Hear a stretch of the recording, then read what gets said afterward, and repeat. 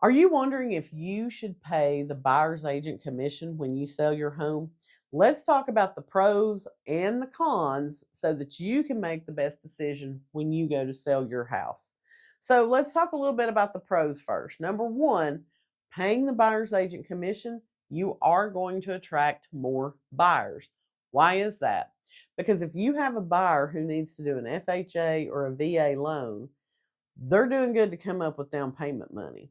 They're not going to have those funds to be able to pay their agent out of pocket. So, what the buyer may tell their agent is if a seller's not offering compensation to the buyer's agent, we probably don't even need to go look at that house because I don't want to overpay for a house by having to add that on top of it. So, when you are offering the buyer's agent commission, you are opening your home up to the biggest pool possible of buyers. Number two, you're probably going to have a faster sale because, again, when you have the biggest pool of buyers looking at your home, that creates the most competition, which leads to a faster sale. Number three is the potential for higher offers. If buyers know they're not going to have to compensate their agent, they may be able to bump up the sales price if you have a very competitive home in order to secure making that home their own. So, what are the cons of paying the buyer's agent? Well, obviously, it's going to be an increased cost to you, the seller, right? However, when you go to list your home, your agent should be providing you with a net sheet saying, okay, if we list the home at this, we get an offer at this. At the end of the day, this is about what your net proceeds will be.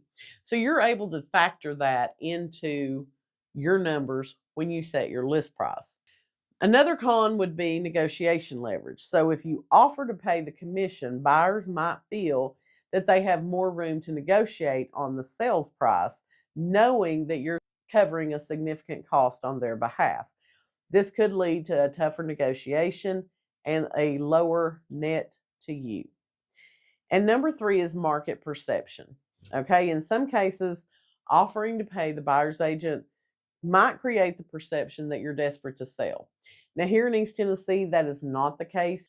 Many of our sellers are still offering buyer commission because they understand how hard it is for some buyers to be able to come up with that money out of pocket.